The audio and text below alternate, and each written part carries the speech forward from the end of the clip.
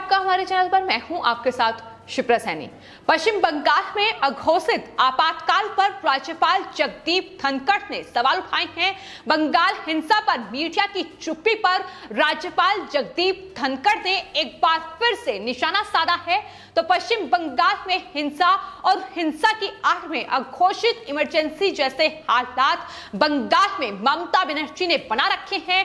बंगाल में आज जो हालात हैं वहां लोग खौफ के साए में जिंदगी गुजार रहे हैं। घरों से बाहर निकलने में लोग कतरा रहे हैं। अगर कोई शख्स काम के लिए बाहर निकलता है तो उसे ये नहीं पता कि वो शाम तक अपने घर वापस लौटेगा भी या फिर नहीं। महिलाओं के साथ बलात्कार हो रहे हैं। ये बंगाल में इमरजेंसी नहीं है तो आखिर क्या है, इसे क्या कहा जाए? ये सवाल लगातार बंगाल में उठ रहे हैं। और आज चूंकि 25 जून है, यानी इमरजेंसी इस दिन लागू देश में की गई थी। आज से 40 साल पहले तत्कालीन प्रधानमंत्री इंदिरा गांधी ने देश में आपातकाल का ऐलान किया था।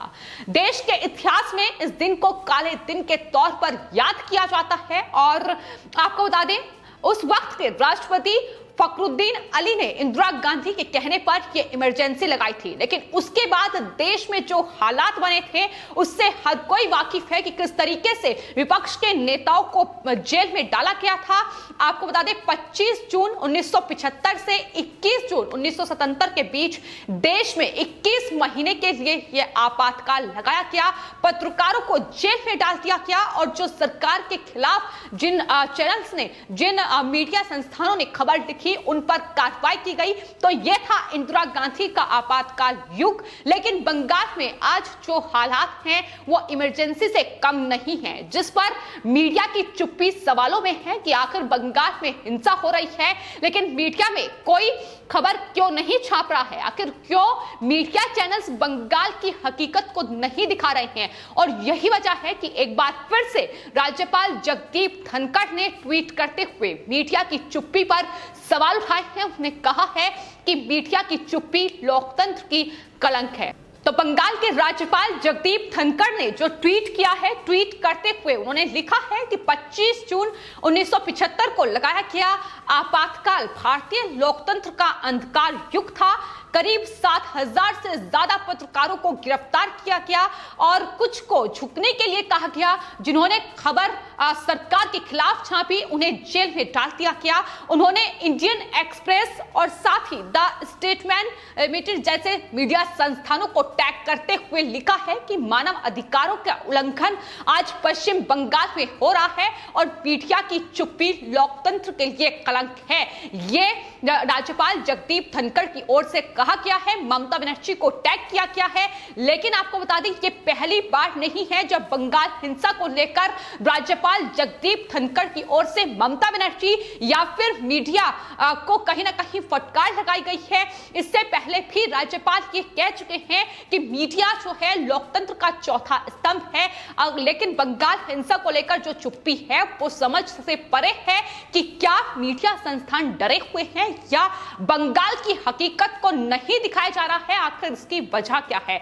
आपको बता दें, जो राज्यपाल ने ट्वीट किया है और उसी ट्वीट पर रिट्वीट करते हुए नेताजी सुभाष चंद्र बोस के पोते चंद्र कुमार बोस ने भी इंडियन एक्सप्रेस, ममता बनर्जी और राज्यपाल जगदीप धनखड़ को टैग करते हुए एक ट्वीट किया है जिसमें उन्होंने आपातकाल जिस दिन लगा था 25 जून उसका जिक्र किया। उन्होंने कहा कि 25 जून 1975 को भारत ने अपना लोकतंत्र कुछ समय के लिए खो दिया था, लेकिन हमारे महान राष्ट्र के लोगों ने तत्कालीन भारत सरकार के तमाम प्रयासों को विफल कर दिया।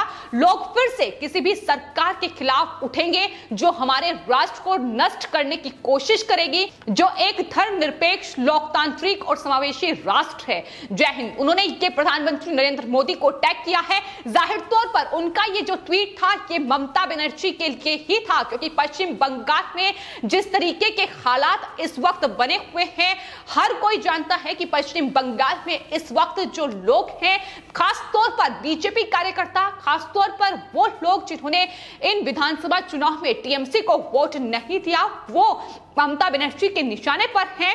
और ममता बनर्जी प्रशासन, सरकार, पुलिस अधिकारी तमाम जिस तरीके से कार्य कर रहे हैं वो अघोषित इमरजेंसी जैसे हालात ही बयां करता है कि वहां किसी को बोलने नहीं दिया जा रहा है। वहां इंसाफ अगर कोई मांगता है तो उसे मुजरिम बना दिया जाता है।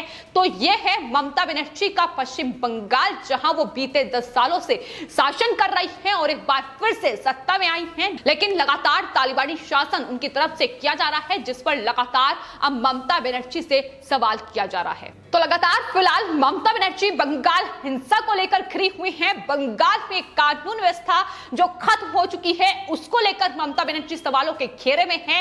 लेकिन सबसे बड़ा सवाल यही है कि आखिर पश्चिम बंगाल में किस तरीके का शासन पश्चिम बंगाल में ममता बनर्जी चाहती हैं, क्योंकि फिलहाल लोगों को वहां बोलने की आजादी नहीं है। लोगों को वहां काम पर अगर कोई जाता है तो उसे किस तरीके से टीएमसी के गुंडे निशाना बनाते हैं, ये लगातार देखने को मिल रहा है। हत्याएं वहां की जा रही है, आगजनी, खून खराबा लगातार पश्चिम बंगाल में जारी है, जिसको लेकर बीजेपी नेता तथागत रॉय का बयान भी सामने आया है। उन्होंने कहा है कि बाकी भारत को भी पश्चिम बंगाल में चल रही इन रहस्यमयी घटनाओं के बारे में जानकारी होनी चाहिए कि किस तरीके से तृणमूल कांग्रेस के ये गुंडे पुलिस की मदद से लगातार वहां बीजेपी को निशाना बना रहे हैं। उन्होंने जानकारी देते हुए बताया है कि तृणमूल के गुंडों ने पुलिस की मदद से जतिन दास पार्क में बीजेपी के रक्तदान शिविर को रोका है, लेकिन देवांजन देव नाम के एक धोखेबाज आईएएस अधिकारी बनकर तृणमूल की करीबी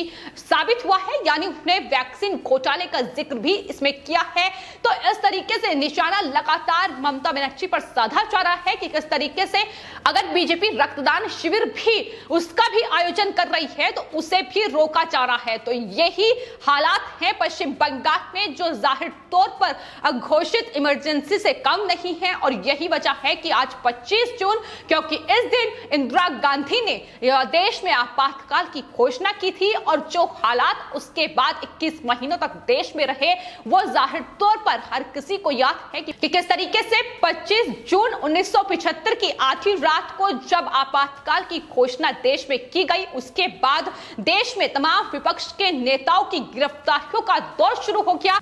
आपको बता दें उस वक्त बौखलाई इंदिरा गांधी ने जयप्रकाश नारायण, लाल कृष्ण आडवाणी, अटल बिहारी वाजपेयी, जॉर्ज फर्नांडिस जैसे नेताओं को गिरफ्तार कर जेल में डाल दिया था। जेल में जगह नहीं बची थी, इतनी गिरफ्तारियां उसके बाद की गई थी।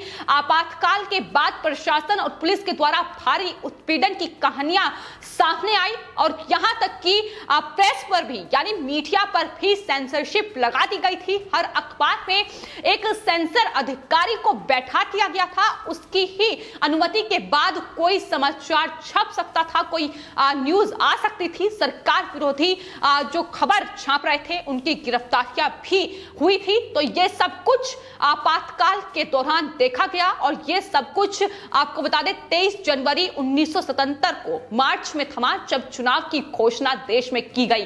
तो यह था इंदिरा गांधी का देश में इमरजेंसी जब लागू की गई थी 21 महीने तक। लेकिन फिलहाल बंगाल की अगर बात की जाए तो बंगाल में भी विधानसभा चुनाव के बाद से जब नतीजे सामने आए उसके बाद उन तमाम लोगों को निशाना बनाया गया, उन तमाम विपक्ष के नेताओं को निशाना बनाया गया जिन्होंने टीएमसी के खिलाफ वोट दिया, टीएमसी का विरोध किया। उन तमाम लोगों पर शिकंजा कसा गया और उनकी हत्याएं तक की गई, यहां तक कि महिलाओं को भी नहीं बख्शा गया। और फिलहाल अभी भी जिस तरीके के हालात बंगाल में बने हुए हैं वहां टीएमसी वो गुंडागर्दी कर रही है कि कांग्रेस पार्टी हो या फिर बीजेपी हो, तमाम कार्यकर्ता, तमाम जो वोटर्स हैं उन्हें लगातार उनके घर में आगजनी की जा रही है, लूटपाट की जा रही है, किस तरीके से उनका कारोबार खत्म किया जाए। यह ममता बनर्जी का तानाशाही शासन है जो बंगाल में जारी है, जो कि इमरजेंसी से कम नहीं है। और यही वजह है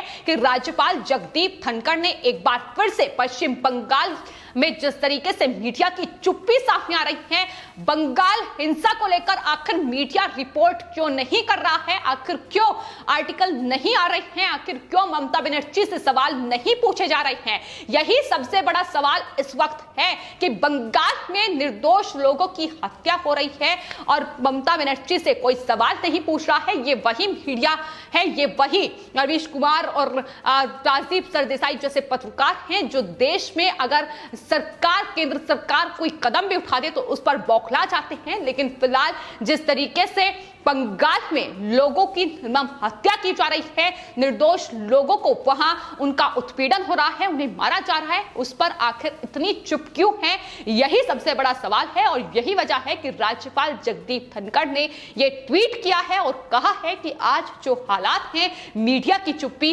जाहिर तौर पर सवालों के घेरे में है। फिलहाल आपकी इस पूरे मामले पर क्या राय है, हमें कमेंट बॉक्स में जरूर लिखें और चैनल को सब्सक्राइब करें। धन्यवाद।